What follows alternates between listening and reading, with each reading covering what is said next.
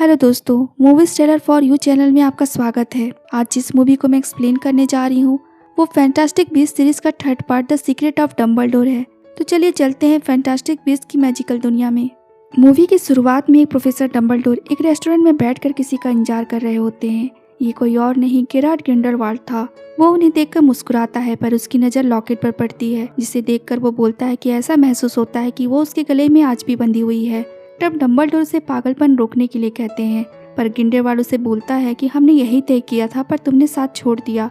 Dumbledore बोलते हैं कि मैंने तुम्हारा उस समय इस कारण से साथ दिया क्योंकि मैं तुमसे प्यार करता था, पर अब उसे रुकना होगा। तब ग्रिंडेलवाल्ड बोलता है कि वो साथ दे चाहे ना दे, मैं इन मगलों की दुनिया को खत्म करूंगा। ये बोलकर वो वहाँ से चला जाता है। इधर न्यूट अपने साथी पिकेट और अपने जादुई सूटकेस के साथ एक ऐसे जंगल में आता है जहाँ एक मादा चिलिन अपने बच्चे को जन्म दे रही होती है, जिसके जन्म के बाद वो उन दोनों को अपने जादुई सूटकेस में डालने वाला होता है। पर उसके डालने से पहले ही क्रीडेंस अपने कुछ साथियों के साथ वहाँ आ जाता है और मादा चिलिन को घायल कर उसके बच्चे को ले जाने लगता है। न्यूट बच्चे को लेकर भागता है पर उसे चारों तरफ से घेर लेते हैं और अकेला न्यूट अपने लाख कोशिशों के बावजूद चिलिन को ले जाने से रोक नहीं पाता।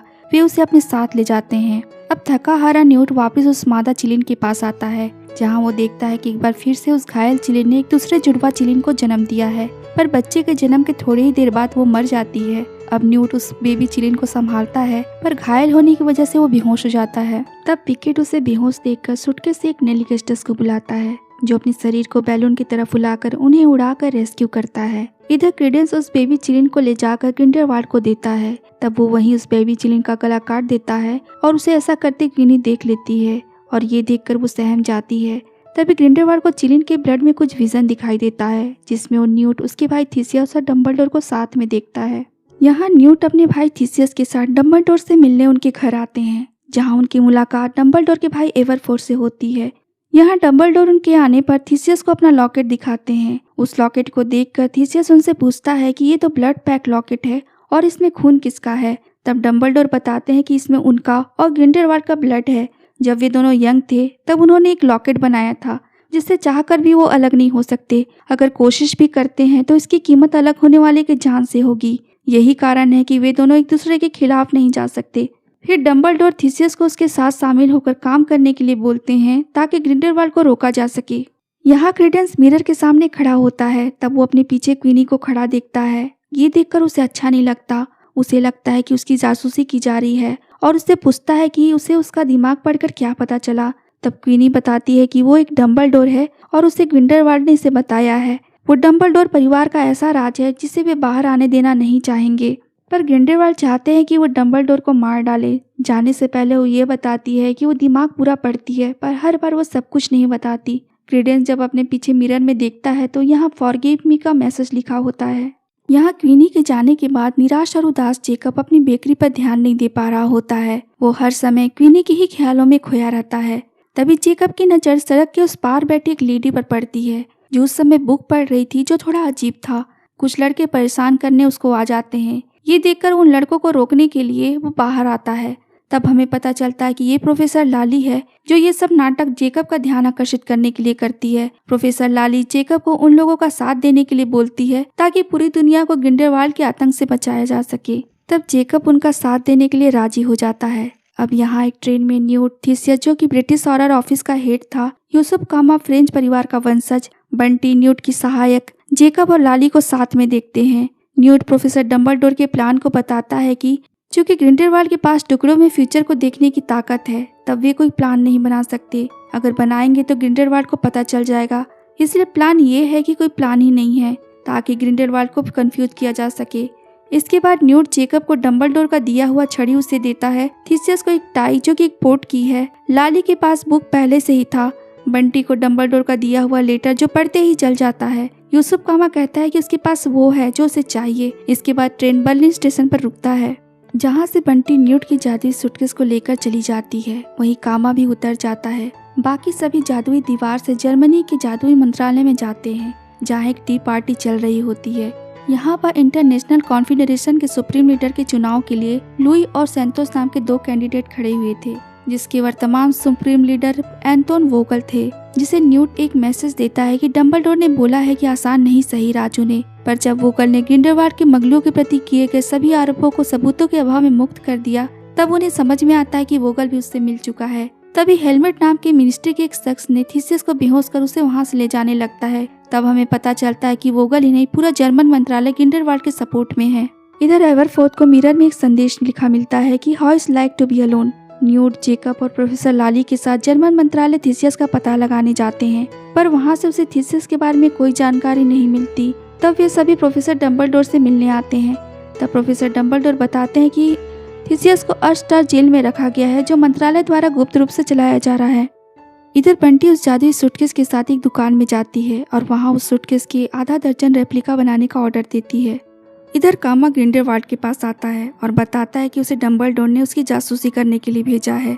जहाँ क्वीनी की मदद से ग्रिंडेलवाल्ड पूछता है कि वो क्या सोचता है। तब क्वीनी बताती है कि कामा उसे अपनी बहन लीटा की हत्या का दोषी मानता है, पर उसे आप पर विश्वास है और वह डरा हुआ है। तब ग्रिंडेलवाल्ड उसकी बहन की यादों को मिटा देता है और इस प्रकार कामा उसके दल में शामिल हो जाता है। इधर क्रीडेंस डंबलडोर को मारने के लिए उसका पीछा करता है, पर डंबलडोर उसे देख लेते हैं और पानी की एक बूंद में मैजिक कर उसे क्रीडेंस के पास भेजते हैं, जिससे वे उसे एक अलग डायमेंशन में ले जाते हैं जहाँ दोनों के बीच लड़ाई होती है। पर डंबलडोर उसे इस लड़ाई में हरा देते हैं और उसे बताते हैं कि ग्रिंडेलवाल्ड ने उसे जो भी बताया है सब झूठ है और ये बोलकर उसे बहकाया है, पर यह सच है कि वो भी एक डंबलडोर है, और ऐसा बोलकर उसे वापस रियल वर्ल्ड में लाकर छोड़ देते हैं। इधर हम देखते हैं कि मिनिस्ट्री में एक पार्टी चल रही होती है जहाँ जेकब और लाली होते हैं, जबकि न्यूट अपने भाई को ढूंढते हुए अर्स्टार जेल अपने साथी पिकेट व टेडी के साथ जाता है। इधर पार्टी में ग्रिंडेलवाल्ड अपने सहयोगी के साथ, जिसमें क्वीनी भी होती है, पहुंचता है।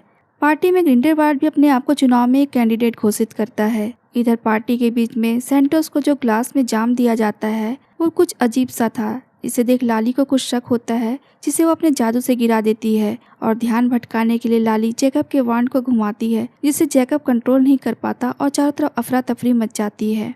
तभी मिनिस्ट्री के कुछ लोग आ जाते हैं और जेकब और लाली को कैद करने की कोशिश करते हैं। मौके का फायदा उठाकर लाली जेकब को लेकर बुक की मदद से पोर्ट होकर गायब हो जाती है। इधर न्यूट अर्स्टार जेल में अंदर जाने से पहले अपने वांड और अपने साथियों पिकेट व टेडी को वहां के जेलर को रखने के लिए देता है। अंदर उसका रास्ता स्क्विड जैसे दिखने वाले अजीब से क्रिएचर रोक लेते हैं। मैजिजोलॉजिस्ट होने की वजह से न्यूट उनके नेचर को भाप जाता है और डांसिंग पोज बनाकर अंदर जाता है, जिससे वे भी उसे अपने जैसा समझते हुए साथ साथ आगे बढ़ते हैं। अंदर उसका भाई थीसियस उसे मिल जाता है और उसे वो छुड़ा कर आगे बढ़ते हैं। तब वो पिकेट को इशारे से बुलाता है ताकि वो उनकी मदद कर सके। तभी उनका लैब बुझ जाता है और जिससे एक जायंट स्क्विड उन पर अटैक कर देता है, जिससे बचते बचाते हुए टाई से पोर्ट होकर हॉगवर्ट्स पहुंचते हैं, जहां प्रोफेसर डंबलडोर, लाली, जेकब पहले से मौजूद थे। अब प्रोफेसर डंबलडोर उन्हें एक हॉल नुमा कमरे में ले जाते हैं और उन्हें किंगडम ऑफ भूटान के बारे में बताते हैं, जहां इस बार सुप्रीम लीडर का चुनाव होना था। अब रात में सभी डंबलडोर के घर पहुंचते हैं, जहां एवरफोर्थ चिलिन का ध्यान रख रहा था और वहां बंटी भी मौजूद थी। डिनर के समय न्यूट चिलिन के बारे में सबको बताता है कि विजार्डिंग वर्ल्ड में चिलिन लीडर का चुनाव करती है, क्योंकि ये एक प्राचीन और पवित्र जीव मानी जाती है जो आपके अंदर की अच्छाई और बुराई दोनों को देख सकती है। तभी न्यूट को मिरर में एक मैसेज लिखा मिलता है, जिसमें लिखा होता है I want to come home. तब वो डंबलडोर को बताने ऊपर जाते हैं, जहाँ एवरफोर्थ और डंबलडोर क्रीडेंस के बारे में बात कर रहे होते हैं। तब डंबलडोर न्यूट को क्रीडेंस की सच्चाई बताता है कि क्रीडेंस एवरफोर्थ का बेटा है।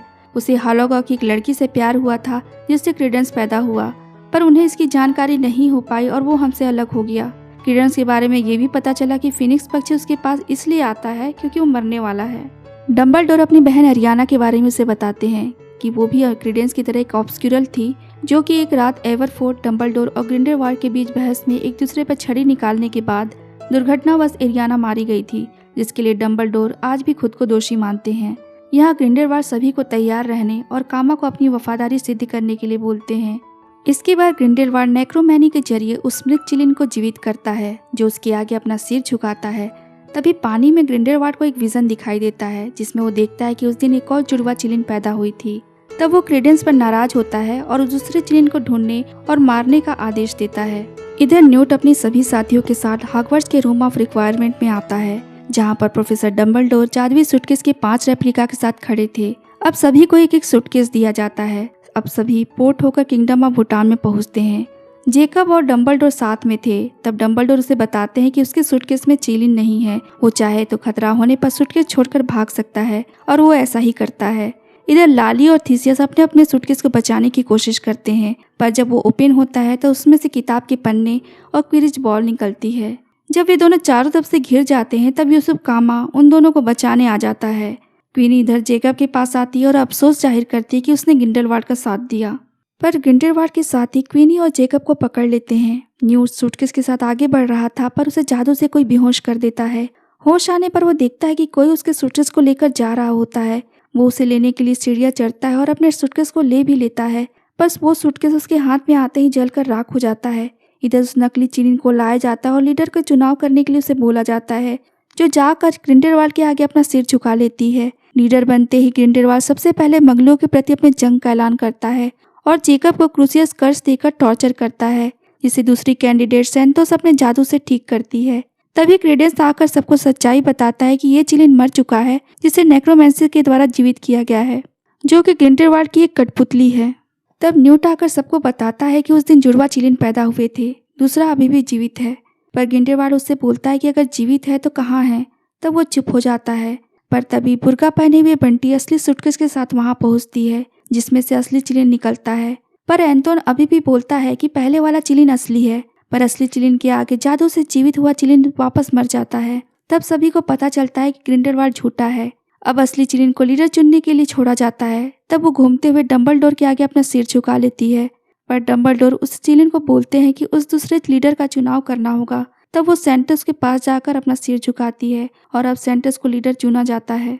ये देखकर ग्रिंडेलवाल्ड क्रीडेंस पर अटैक करता है, जिसे डंबलडोर और एवरफोर्ड बचाने के लिए रोकते हैं, जिसका नतीजा ये निकलता है कि ब्लड पैक लॉकेट टूट जाता है। इसके टूटते ही ग्रिंडेलवाल्ड और डंबलडोर के बीच लड़ाई शुरू हो जाती है, पर कुछ देर बाद वो रुक जाते हैं।